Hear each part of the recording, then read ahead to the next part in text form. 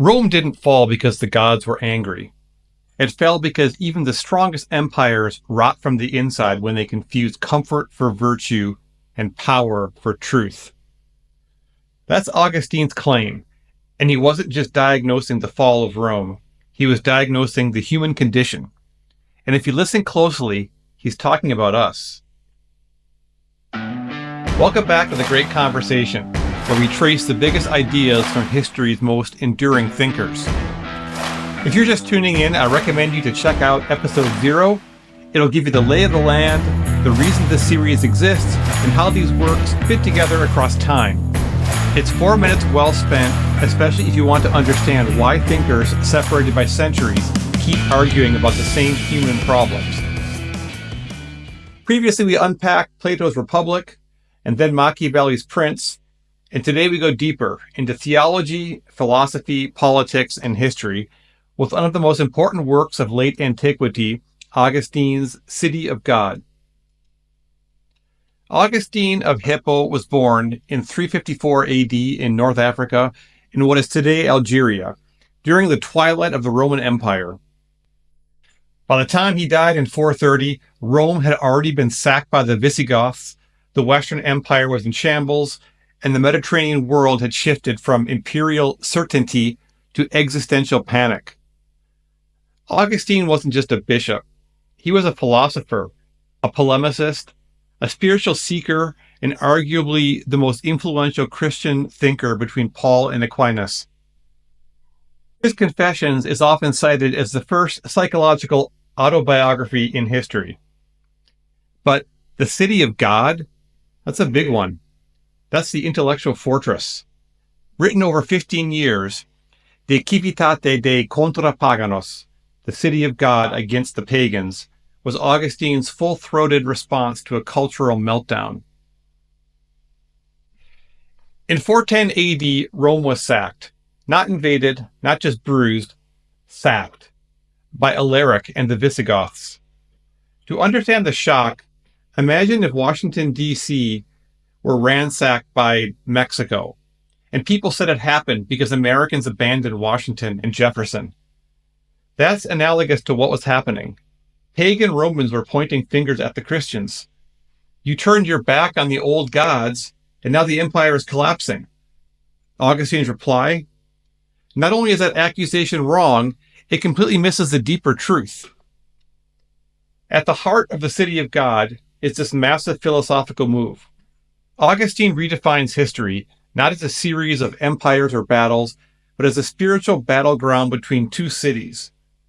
The city of man, civitas terrena, founded on love of self, even to the contempt of God, and the city of God, civitas Dei, founded on love of God, even to the contempt of self.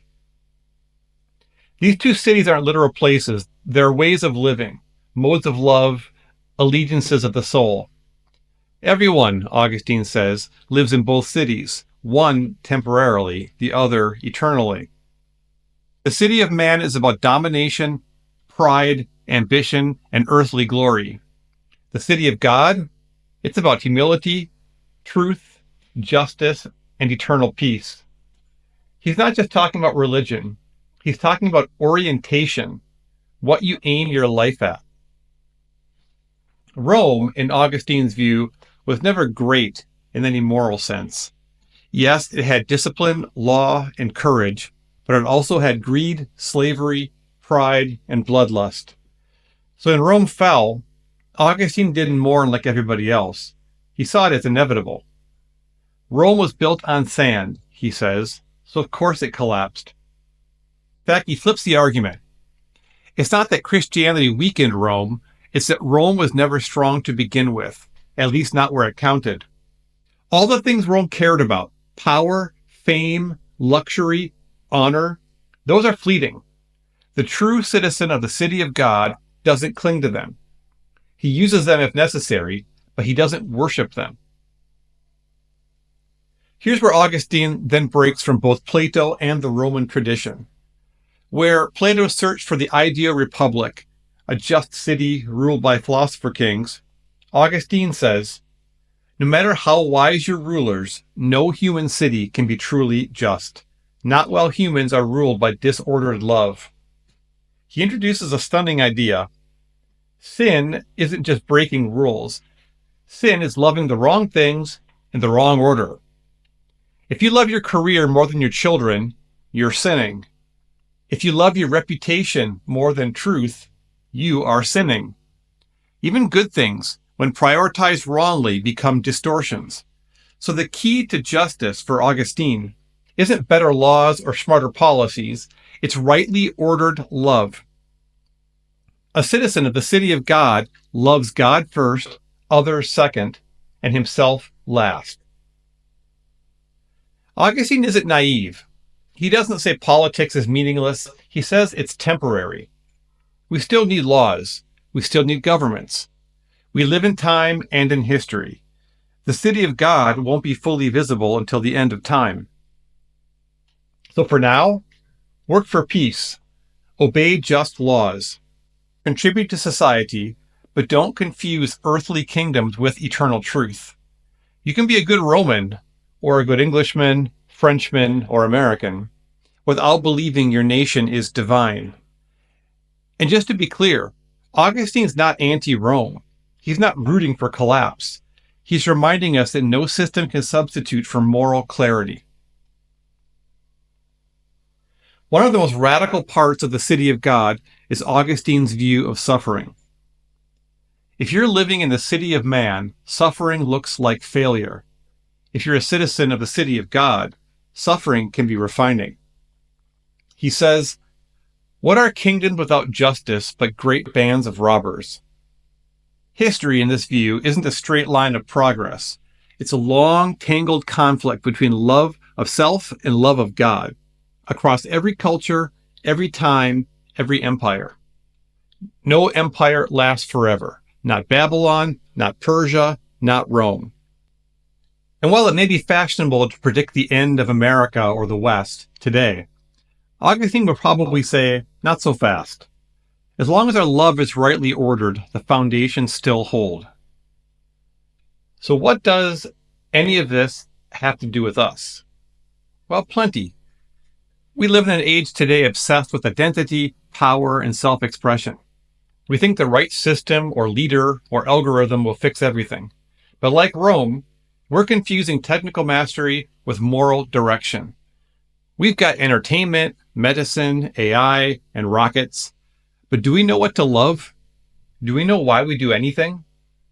The city of man is louder than ever today. But the city of God still calls, quietly and stubbornly, through conscience, through tradition, through that voice that says, there's more to life than just you. Augustine's influence is massive. He shaped Christian doctrine on sin, grace, salvation, and history. He inspired Aquinas, Luther, Calvin, and even secular thinkers like Rousseau, Dostoevsky, and Freud. But maybe his deepest legacy is this. He taught us that no civilization can endure without a moral core, that peace without justice is just decoration, and that love, not force, is what orders the soul and the world. So what's the takeaway? Rome didn't fall because it went soft. It fell because it mistook earthly greatness for eternal meaning. Augustine shows us that the true crisis of any civilization isn't invasion or decline. It's disorder in the soul. It's forgetting what and whom we're meant to love. And that makes the city of God more than a theology book. It makes it a survival guide for civilizations that want to endure, not just for a generation, but for centuries. So ask yourself, what city are you building? One of domination, vanity, and self-worship? Or one of truth, humility, and rightly ordered love? Thanks for watching The Great Conversation. This is Wadu coming to you from beautiful Paris, still standing by the grace of God and with some decent urban planning. If you're still here, you're either deeply engaged or putting off something you should be doing, and I don't even charge by the hour. Don't forget to like, subscribe, and check out the earlier episodes if you haven't done so already. More are coming.